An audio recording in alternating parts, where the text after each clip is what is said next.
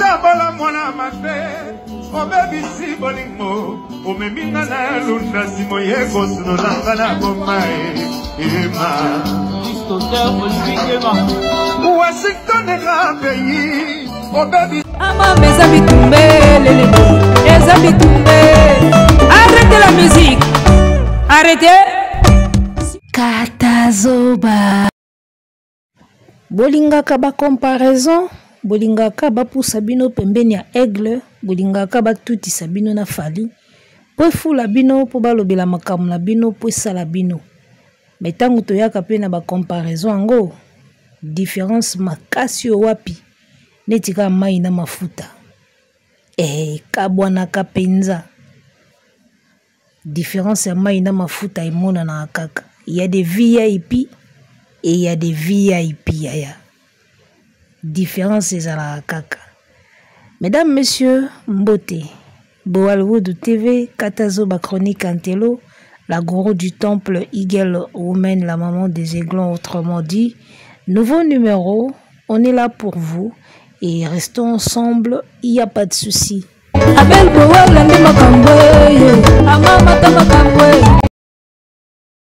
Ferregola reçu par Top Congo FM, précisément à l'émission Parcours. Après Suzy Kasea et tant d'autres artistes, Baego Yamba, artiste Ferregola, la Top Congo. Émission Ezalaki Lobby en direct, il y avait plus de 10 000 personnes en ligne. Ce qui est normal parce que Top Congo, ils ont déjà chaîne où est la mamingi. On a souvent l'actualité à Goma, tout ce qui se passe au pays. Nalanda nanga on a Top Congo. Tu vois? Et voilà, lobby. Émission y a fait rigoler en direct et ça là qui va dika. Et moi ce qui m'a étonné c'est que Bangoulois ba okamwa. Bangula ba okamwa dika beti tosali mobondo bolingo mona mobondo partout bato nyonso bazalaki en ligne émission à Top Congo s'il y avait pas que les Ngoulois. C'est comme ça que vous vous trompez souvent. Yangwana bo kende na yu arena boteki ka 2600 billets. Il y avait pas que les Gaulois dans l'émission Top Congo. 10 000 personnes, il y avait des gens oyo azana epe mutu ya mutute aolanda na émission ba famille pe ya Thierry Kambundi ta musu bazalaki ba famille ba Christian Lusako no bazalaki voilà batu baolanda na banka émission donadika wana ba spiritas bazalaki ba wengeman bazalaki ba warrior bazalaki biso pe ba neutre tozalaki ba kofifi bazalaki bango bamona aka bango ndi baza partout. Bango ndi bamona aka bango. Tosali mobondo. Bosali 10K na live. Toze la bino na 15 000 ya ING Arena. Soki pe boko betango parce que ba 48 heures ngo déjà si eleki. Ngana ebina anki ya obeta salo wana te. Yaya. Bato bayelaki yo wana wei batamboli. Alain Mabankou, silence de mort. L'aura tendance à qui? Si vous voulez continuer comme ça la production à one way, enfin, n'habitez, hein? Peut-être que c'est possible. Donc voilà, il y avait plus de 10 cas. Dans la live, il y a Top Congo. Batamo bondo balobi bangonde mutu batondi siwana. Mythomanie o ezana batoyo. Il faut se faire soigner. Mais là n'est pas le problème. Moi, je vais juste survoler. N'a pas kolaka couleur. La makamo et l'obama kiwana. Quelques points. Mingi yawe et l'obama kiwana toyokango déjà, toyebango déjà. La plupart ya makambo alobaki na parcours na ye tosito moyoka yoka. Akota Mudungu, a defa bilamba, a defa basapatu. Waneza nzela ya ba musicien tout. Fali Pessia beta déjà histoire moko ya bongo tango azolakisa Croco et triple semelle ya Croco alobi boro na époque wana pose wango fo management sachet kei boye zongi boye lelo kroko ekoma olatama na facilité. C'est ça la vie au fait. Donc balala la machine à fufu asala boye nyonso wana toyokaki na biso yango déjà.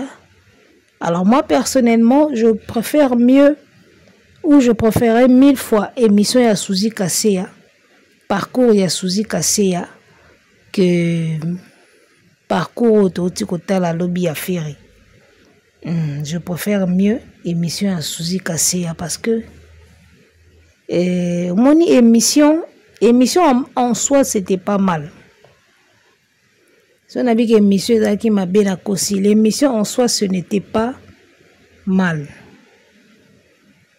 Mais je préfère l'émission à Suzy Kaseya parcours Suzy Abetaki que parcours toti kotala lobby. Pourquoi? Parce que au monitango muto asalaka émission ozobeta parcours na yo ndenge obanda ndenge évoluaki na ndenge oza ko évoluer ndenge ozwa mbongo ndenge omona pasi. D'accord? En dehors ya kobeta parcours dans une émission il faut batu batiraka eloko moko ya mutuya na kati ya émission. Et moi je le trouve souvent dans l'émission ya Suzy Kaseya. Na mona ke une émission y avait Suzy Kaseya. Ça dit que akobimisa théorie moko boye na kati ya émission et fungolio, tu vois, et pousser ma réflexion et fungolio. Wana mona ke une émission ya Suzy Kaseya. Par contre une émission à Ferry abetika parcours na ye abeti vie na ndinga za ina passe ndinga zui il s'appelle les soins à vie. Mais tu es que vie ezalaka mutu azalaka na pasi apa bundi a bongi babeta bango ba 12 na wenge, ça on le sait, eza ba bloko na bango ndinga bandaka wenge ndenge bayaka ti bakoli ti bakomi ti basombi bakara bake bapoto tout ça. Une grande partie en tout cas ya histoire to stoyoka yoka to yebi na biswango. Mais na mona kite na kati ya émission on a lingaka profondeur. Omoni la profondeur au muto ya mayela koki ko puiser na kati ya émission. Omoni dans le bakeloko souvent ezana ba artiste oyo ya mboka na biso soki bazo leka na émission dalinga otala bango parce que na bimaka toujours sage na bimaka na sagesse. Eza Félix Wazekwa mkuu wa bongo, l'homme de verbe, ils avaient la biso Jean Goubal. Et puis ils allaient sous na manda chante. Moi mouké manda chante. Donc Félix Wazekwa monstre d'amour, na Jean Goubal. Après na mona appé manda chante. Ba musicien au bazaki soko landi émission na yi. En dehors ya makambo zaki o aza musique boy. Obimana sagesse moko boy. Omoni, alors une émission à parcours et à faire et na moni angote. On est à point de vue nanga et parce que mutuna mutazwa ka selon et loko wo izo koka o iza na kati na ye. Mutu mususu wa mona na ye ça suffit hein. Émission ngo za ki top. Mais biso ba wo to lingaka toujours moins mutu. Biso ba wo yo moins quotient intellectuel ezalaka moins élevé. Il y aura toujours plus. Toujours émission moko oyo fungolo mémoire. Oyo bakiselo toujours plus. Alors, artiste na biso mboka comme toujours azala nika terre à terre. Azala na terre à terre. Aloba na normal. Tu vois? Abeti parcours na même si bando beta parcours ango na moi désordre. Et amour li solo o ekoya après et avant o ekoya kozala avant et beta mi après ezaki neti na moi désordre parce que sozo beta parcours na yo moi ordre et dakabatu obandi pena ordre ba benga chronologie obandi pena na moi ordre comprendre obanda na quartier rumba des jeunes wenge 4x4 wenge maison mère marquis. Ça dit que logique wana ou bien ordre wana isa ordre au journaliste à plasaki Au senti que tango Thierry Kambundi azuta la papier na yewana, tu sens que il avait établi cet ordre là que na utuna ye awa na oya awa tokoya awa poto ye awa wana ordre ya journaliste. Mais si quoi on a en dehors ya ordre ya journaliste artiste ye moko azoko kobeta li solo na ordre te.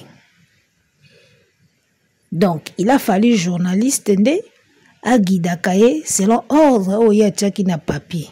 Que tu banda na rond-point Ngaba, après tu y victoire, après tu continues limité, tu bimima tongue, ainsi de suite. Sinon, y a moko na koloba na ye ordre ezalaki te. Voilà, ça c'est ce que j'ai remarqué. Alors, quelques points très rapidement. Oyo, toyokaki na parcours. Kombo ya Fally Ipupa etangami 2 fois na monoko affaire rigola. Et à chaque fois zotanga Fally et Fulae. Aigle. Aigle azana ye azoloba na iti avandi ne azopema azana repo mais kombo ni ezosalaka makambo. Et atangi Fally 2 fois. À chaque fois que kombo Fally ekotaka na émission à faire ya komaka mal à l'aise. Tango Thierry Kambundi akoti sika kombo Fally ke o concurrence ebandaka wera na jibe lelo ekomi yo na Fally ovivra yango nde nini. Mal à l'aise ekoti osatiri penake mwana mai akomi agité. Ye moi yebi ke concurrence ya ye na Fally eza kilométrique. Ya lokola oyo ezalaka te ya wera na jibe na tango kala. Eza vraiment kilométrique en termes de réalisation, en termes de gabarit, en termes de level na notoriété oyo moko na moko azalango. En tout cas, écart eza makasi.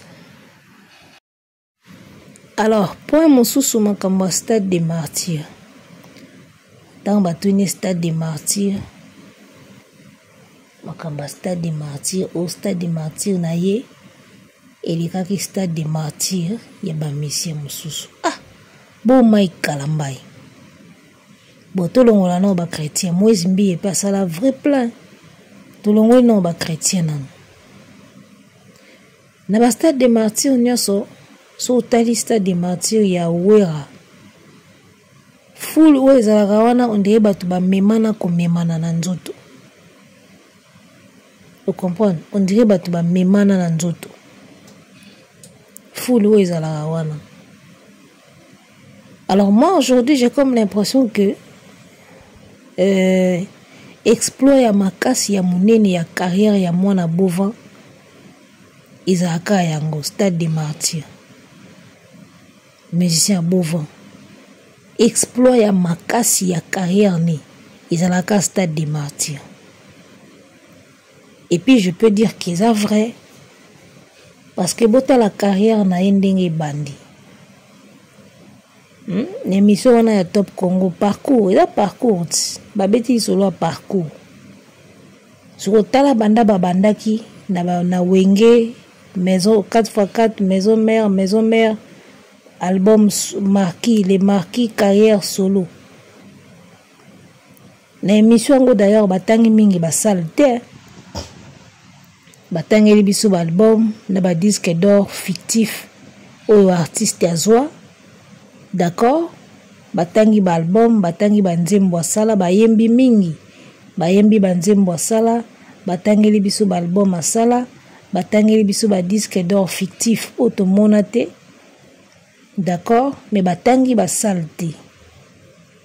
Moi j'aurais aimé Thierry Kambundi atunaye quel est le plus grand exploit ya carrière na yo.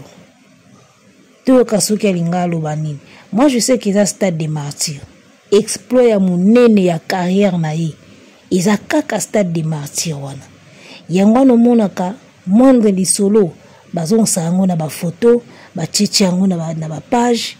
C'est ça, c'est le seul exploit ya carrière na ye. En tout cas, ce qui Thierry Kambundi a tourné la kibiso artiste que c'est quoi l'exploit, le plus grand exploit de la carrière, no bando banda ndenge totali parcours na yo bando banda ti awa. nde tovandi na kiti boye exploit ya monene ya carrière nao eza nini engalinga alobaka stade de martyr. Alors botala sikoyo bino moko ndenge parcours ya moto ebanda exploit na ye ekende kozala kaka stade de martyr oyo bafungola porte bato bakota ofeli. Alors un artiste qui se dit international, ok, lorsque son plus grand exploit ya carrière eza kaka événement oyo esalama na Congo epi kaka na Kinshasa, nayebi te s'il faut ezala une fierté, s'il faut ezala à applaudir, nayebi te nazoyeba te. Parce que stade des martyrs, c'est bien de le faire. Pour ça,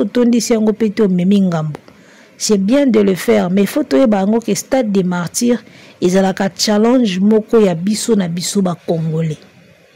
Oui, Rabandango, Jibe Abetango, Kofi Alongola, Fali Aye Alongoli, Mutolandaka Fali Aye Abeti pe Aye Alongoli, Wata Aye Alongoli. Donc, ils ont un challenge moko ba mission congolais ba mi pesana entre bango na interne. C'est-à-dire na kati ya mboka. Challenge wana stade des martyrs, ezalaka challenge interne. Pour sentir pena ki yonde betango. Alors, challenge wana interne ou esalamaka entre ba Congolais, entre biso moko na kati yawa. Challenge wana soki yango ndeza seul exploit ya carrière ya moto. En tout cas, na ebité ce qu'il faut qu'on ait fier. Il faut qu'on ait fier, oui, parce que ton disango, au prouva de quoi tu es capable et tout, au prouva biso qui va te faire jusqu'à ce point, tu vois, pour ça di bongo pété au memangambo. C'est une fierté, yago salango. Mais etikala le seul grand exploit ya carrière ya moto. N'habité, je ne sens pas ça que n'habité, hein. En tout cas, merci encore une fois à Top Congo pour cette émission Parcours. Au moins, cette façon, il y a qu'on retracer parcours et artiste. Et qu'on banda ko aider biso, toyeba qui a fait quoi et qui n'a pas fait quoi. Parce que, on a déjà remarqué que batangi banzembo, batangi balbum, mais batangi basalte. Peut-être les a kobo sana. Mais c'est aussi parce qu'il n'en a pas fait beaucoup. Tu vois, il n'en a pas fait beaucoup. Batangi moi quelques récompenses à soi. Et on comprend qu'ils ont mingité. Au moins, on comprend qu'ils ont mingité. Donc, les Gaulois retenaient que le seul exploit de la carrière et artiste Nabino est à stade des martyrs. Alors, un artiste international, il y a kilo, il y a combo international, parce qu'il y a international et international. Tobenga combo na loenge trop. D'accord? Quand parmi les meilleurs, il y a un meilleur, ou parmi les bons, il y a toujours un bon. Parmi les bons, il y a le meilleur. Donc, parmi les internationaux, et il y en a qui sont encore beaucoup plus que ça. International, il y a international et international. Alors, un artiste qui se dit international ou qui se veut international, cause à la seule exploit le roi stade des martyrs au Beta Namboka à domicile, je ne trouve pas ça intéressant. Le plus grand exploit, il y a artiste international, il faut ça la mapper sur le plan international. Au moni, tango mutuazo beta stade des martyrs, ils a bien, mais ils ont rendez-vous international parce qu'il y aura que des Quinois. On ne peut pas même dire des Congolais, que des Quinois. Bon, moi, quelqu'un va te la province, moi, ma taille dit beaucoup plus Quinois. Alors qu'un artiste qui te fait You Arena ou Stade de France, soit Hippodrome, là, ça se passe sur le plan international. Parce qu'il y aura déjà communauté belé baroyawana. Et puis, Eko Nango, Eko Kende vraiment largement sur le plan international. tout le monde qui a longtemps fallu abeta qui you arena. Bah ivoirien, bah camerounais, tout le monde en parlait. Tout le monde était déçu. Donc voilà, il y a des exploits nationaux, il y a des exploits internationaux. Donc jusque-là, artiste Nabiso Mboka, aza na kaka na ba exploits nationaux. National. Dans un exploit ou a sali sur le plan national. La Katia Mboka. Ils ont la Stade des Martyrs. Les bandes siko ya Congo. Ano na ba exploité. Pour exploiter ça, et loko pena yake. Otali pena ngoza c'est lourd à porter. Oye o tomboli yango kitisi yango. Yango un exploit. Donc, Ferré, aza na exploit ou asala na kati ya mboka, Stade des Martyrs. Mais aza nanu na exploité ou asali na libanda sur le plan international. Il faut luka exploit moko ya makasi asala sur le plan international. Fali l'a déjà fait avec You Arena. Maman exploit sur le plan international. Kosala You Arena, eza maman exploit. Et puis qu'on soit disque d'or sur le territoire français, un artiste du bled, et un maman exploit. Et c'est un exploit, beaucoup dans dictionnaire ou bien à Google, beaucoup la définition ya exploit. Pour comprendre que ba You Arena ba disque d'or, ils a ba exploit. Ba nombre ba stream au fali à salaka, ils a ba maman na ba exploit. Ba nombre de vues ou à salaka na ba clip na YouTube, ils a ba maman na ba exploit. Ba genre ya ba exploit au faire nano à salité sur le plan international. Ana mo exploit na yemoko national Stade des Martyrs. Aluka siko exploit international. Nano sali angoti. Ozomona. Mais soko ye pa ba golo ka mobondo. Tala ndenge bazo sepela na live ya lobby. Totondi ba golo baza danger. Tala ndenge totondi si Top Congo, sachant que baza bango moko te. Il y avait aussi quelques warriors na ba biso pe bato net tozala ki wana, mais baolo baka bango nde batondi. Zoba moko akoti wana akomi o émission affaire rigola. Nanu kote silité monsieur Pandani na TikTok. Oh, mais c'est ça qui vous étonne vraiment. Et là comme Sabino ka émission ba pandi na TikTok. Aujourd'hui une émission où est salami et katamaka batinda na ba page et Facebook. Mosusu ba tchétchétché na ba extrait ya ba chaîne na bango TikTok et kenda ka bongo. Fallait asala live awa et panzana de la même manière. Et panzana de la même manière. Souzi kase ya tango alekaki na parcours na moni pe ka ba extrait na Facebook, mosu na TikTok. Et ça rythme ya lelo. Do bino bokamwa ka makambo nyos, nelo ka kokamwa te. Est-ce que lelo il faut yo kamwa soki musicien sali émission ba kati yango ba tina ba TikTok na ba Facebook? Est-ce que yo il faut kamwa? En tout cas, ils a passé. Et là que l'accès que musicien sili succès yango wana. So ko kamwa na makambo e koma nango normal. Ba makambo ba Maria Tumbaku tezo panzana na TikTok, sko bozo kamwa ka émission à faire. Ah, ba goloa. Bon souffrir hein. Le mal avec vous, c'est que vous vous contentez du peu. Alors qu'il y a minene ko salama. Donc, moi, 10 kawana, souki 11 kawane, beta magi na Top Congo pour na bino, isa Zénith, Bobeti Olympia, et Bobeti Bercy. Donc, dès que botondaki na live wana, bomo nango fin. Bomo nango fin. Au moins 11 kawana bozala ki lobi na live. Il y a un papa moko boye abeta rango na ba émission politique ka na YouTube. Émission politique bakoma ba 10 ka wana ba 11 ka. Siko bino bozo ka mwango na émission affaire. Bomoni ki boka na nzala ya succès. Bozo ka mwa 10 ka na 11 ka na émission affaire. Il y a des chaînes où ebeta ba 10 ka 11 ka na émission politique. Politique ka boye. Kabila, Fachi, Nani, 11K. Makamba mboka. Et comme pas faire, pas bagolo, et comme danger. Golo aza lokola moto mboka auti mboka ye vile aokamwa mwinda azokamwa toilette ya cuve azokamwa kwa na makambo il faut pas kamwa Golo ati lelo azokamwa ngo 11K 10K na émission Golo azokamwa ba influenceur ya bamboka mususu babeta ba 10K ba 11K tous les jours na ba plateforme na bango bokamwa nyonso ne eloko grave te na 10K wana déjà 5000 ba warrior 3000 ba spiritas 4000 ba wingiman bino bozana bino ka 2600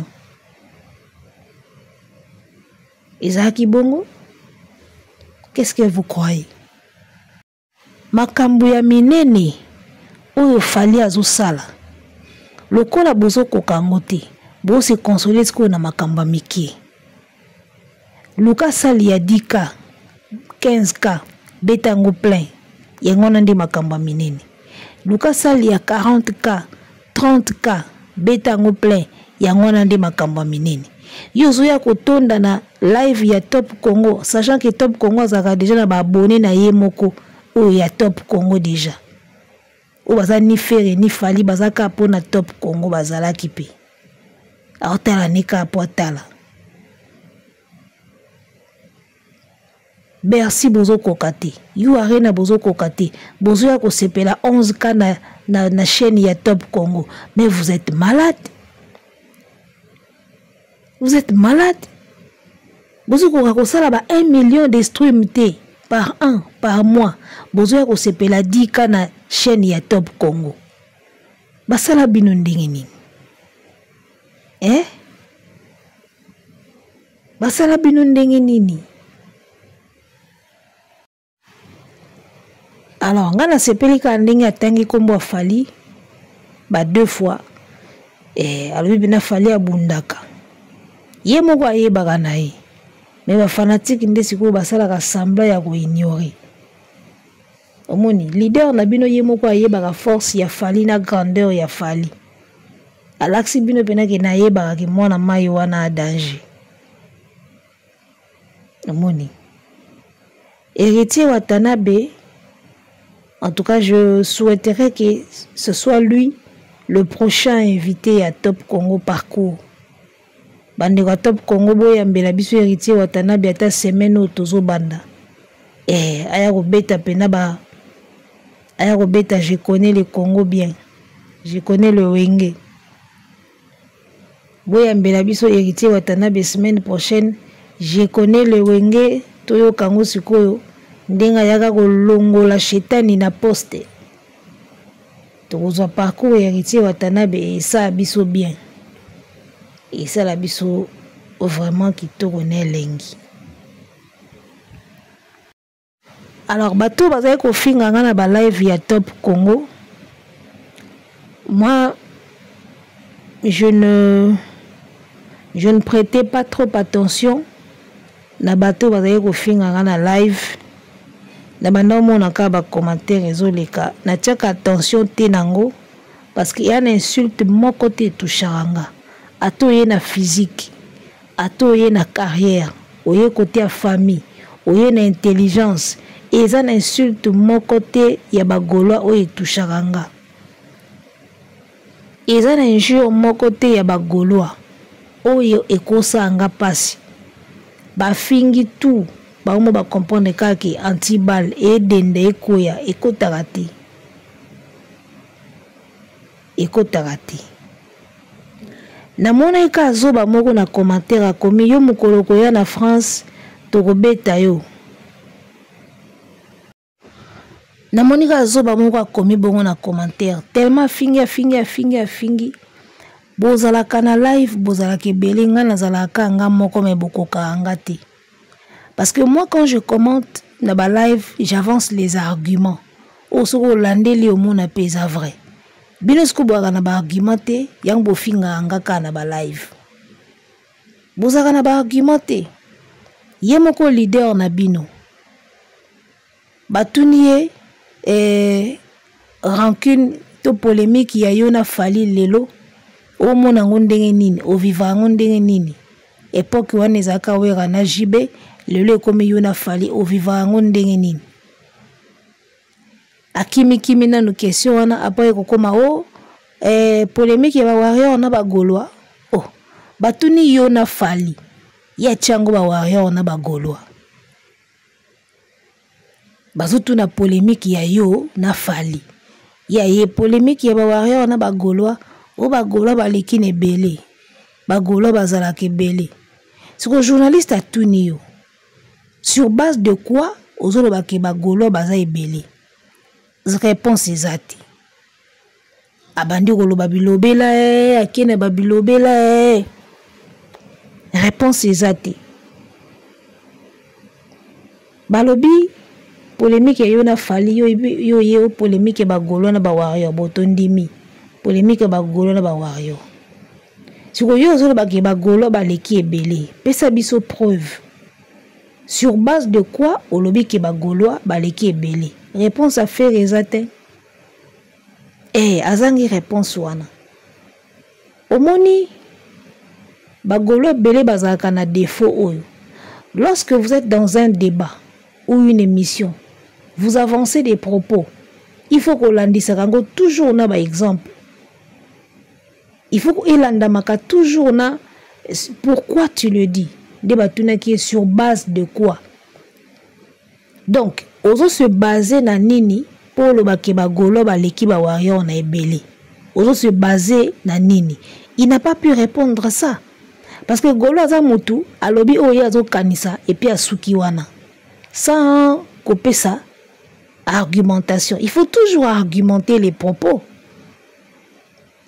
omoni lorsqu'on n'est pas intellectuel oyebeloko wana te qu'il faut toujours argumenter ses propos olobi ba Gaulois baza ebele toboite argumenter c'est sur base de quoi tu dis ça loba pourquoi comment wana nde ba Gaulois ba yebaka te ndenge moko na mwana mwasi oyo asalaka ba débat affaire na TikTok ayaka koloba ce qu'il pense et le pourquoi wana nde ba yeba koloba te sur base de quoi yango ka nde kanga bango alors boy faire ata danger oui sur base de quoi nie ba Gaulois baza ebele sur base de quoi banda kopesa ba exemple toza ebele parce que tala place tozalaka toujours ebele c'est ça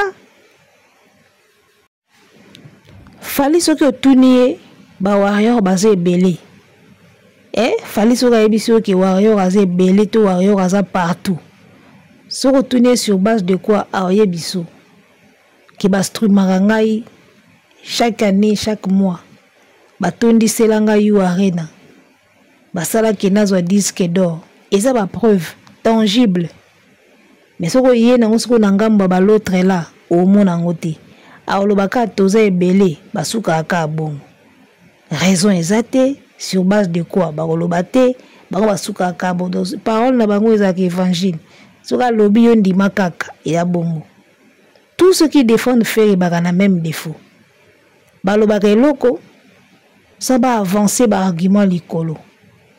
Argument est raté. C'est là où tu vois que moto akosa. So moto lobi ka avancer ka eloko asuki wana lokuta. Moto azolo makambo yebi il faut avancer ngona ba argument. Na minute honnête nga na FCB, moi je pense que ba warrior ba leki na ebele. Pourquoi? Parce qu'ils ont donné ça à Fali, ils ont fait ça à Fali, ba comme si Fali na level oyo, ba comme si Fali na niveau oyo. C'est ça. C'est comme ça qu'on avance des propos ou argumenter ou appuyer en gona makambo. Vous avancez des choses sans vous appuyer en gona logo mususu. Bozoko ça. Consciemment boyebi ke boko ça. Ayebi ke lobi ne ka tika loba. Ya omoni sur base de quoi ekangi. Loba sur base de quoi boze ebele nie. C'est dommage quoi. Alors, pour revenir dans moto ya tiki commentaire zoba wana komai na commentaire na Top Congo yo mukoloko ya France toko beta yo. Nalingi na avertir yo. Soko lobi nango na ba blague problème ya te. Mais soko za pena na projet o beta nga mukona ya France. Nazo peso déjà ba mesures sécuritaires. mutu oyo Gaulois oyo akokanela nga mokolo ya France azala sûr que aza en ordre na ba papier na ye. Soki pena yo kanaka nga ke mokolo ya France yo kobetanga zala sûr que oza en ordre na l'état français. Oza na mikanda, oza en ordre wana ba antécédent na l'état français. Ezala Belgique, ezala France. Oza Gaulois, okana nga ke mokolo ya Belgique to mokolo ya France obetanga zala sûr que wana ba papier. Pourquoi? Na peso ba raison. Kolongwa nga Afrique koya Belgique to France, moi c'est le festival qui m'invitera. N'êtes sous beau comprendre. Les plus grands festivals, bato bazara na Belgique, allez vous renseigner Festival du Rire de Liège. Festival du Rire de Liège, oye bengisa nga na 2023. Oba pimela nga visa. Na 2023, Festival du Rire de Liège. Oba na Belgique, bo se renseigner. C'est un grand festival ya Belgique. Festival wana mutu e bengisa kanga. Donc soki na oya Belgique, na oya kuna. Oye na France. Festival oba bengaka Montreux. Et France, ils ont Suisse ou le mois bongo. Festival Montreux. Bango tu ba bengisanga. Donc jour bo mona ke ngana ke France pour na festival. Eza festival ya mindele bafutaka ba taxe na bango baza en ordre na l'état. Bango mutu ba bengisanga bafutelinga billet hôtel makambutu. Jour na ko débarquer na aéroport, c'est le festival qui m'envoie une délégation pour baya kozwanga na aéroport. Enga lokola nayebi déjà ke bangulu moko bazalaka kuna bakana nga na oyebisa bango pour des mesures sécuritaires bozo yanga ta 2000 boya ozwanga na aéroport na 2000. Je suis un artiste. Bango pe ba veiller na sécurité nanga parce que bango mutu ba bengisinga kuna. Na oyebisa bango boya langa pe na 2000. Boya ozwanga na aéroport 2000 bazala. Omoi ba condition nga na oyela na poto. Vous comprenez? Tango nazo koma soit na Belgique, soit na France, soit na Suisse, soki wapi. Bien délégation ya festival, bien bila na pointe. Papa, soki mama, zala sûr que wana mikanda po menacinga na place wana. Zala pena sûr que oza en ordre, oza na papier, oza na likambo moko te na France, tout na Belgique, po ya ko menacinga mukolo na okoma na poto. Soki te, mukolo komona Afrique eza jour wana. Bosakana na batu na bino bakarine mokonzi baya poto nzela makolo. Batu na bino wana bana basi na bino wana baya poto na nzela mai a cascade a koti poto lokwa moyibi na passeport soki ya ivoirien akomi kuna pasoli yango. Mukolo boko mona ngai na mikili na koya légalement au nom d'un grand festival na Europe. Siko yo yaka simbanga yaka menacinga. Soki omoni Afrique mukolo wana te. Ha. Toza ndenge moko te. Tozalaka ndenge moko te. Peut-être zape jour bo comprendre que tozala ndenge moko te. Naebisaka bino nga na ya na YouTube pona yeba na te pona za déjà mutu. Nazalaka déjà mutu. Omoni bapoto bino bokenda ya ba cascade ya banzela mai nzela makolo nzela désert. Biso toye bapoto ya bongo te. Na roya poto en tant qu'artiste au festival et bengisi.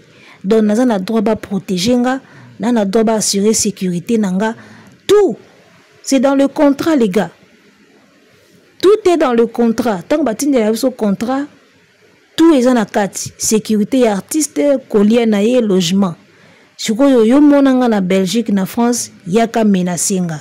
Papa, soko za na mikanda te bandeko no ba osepela ba omono na Afrique joana. Ndeju bo comprendre que tozaka ndenge moko te na batu na bino wana bacha makelele awo. Omoni mutu mosusu omoneka na YouTube boye asalaka ba analyse alobaka. Nanu okota na monde na ete po yeba kiaza. D'accord? Ngana ya na YouTube, bino bo découvrir na YouTube. Ebele ba yebi pena réalité ya monde na ngate. Na beta pe masolo na nga mingi te. Mais nalobaki yango sikoyo chaque émission na bandosala il faut moi matala na moko na sala mo matala na moko na kati ya émission nanga parce que j'ai l'impression que belé bazo komate belé ba comprendre te. Donc je me suis décidé na chaque émission na bandosala fona tiaka mo ndambo matala na une partie ya matala na moko na kati ya émission pour bozala na image. Donc voilà mukolo boko kota na monde nanga bo découvrir makambo o musu na loba awate. Vous comprendre? Oh ba mona kinani moko boye. Obi batu bayaka na ba musicien. Dès que ba koma na poto bazaka abandonner à eux-mêmes. Yango bokanga bango. Ba futeli billet akomi na poto. Il faut aluka mutu moko boye, ndeko moko boye, master moko boye, abandolala na salon abatu aluka. Voilà. Ngamu kona koma na poto au nom d'un grand festival de la place. Tala. Jour ango, bo comprendre que moi nango loba awa azaka mutu mukiete. Je vous dis vrai. Toi ndenge moko te. Oye poto na musicien, ba memi musicien na hôtel, bino ba tche bino boye, bokomo luka bandako moko boye, bokomo luka ba ser moko boye, nga bongo te. Bokomi poto, faut bokende koliaka na Château Rouge, bokende koliaka epa mama kingandi na nini.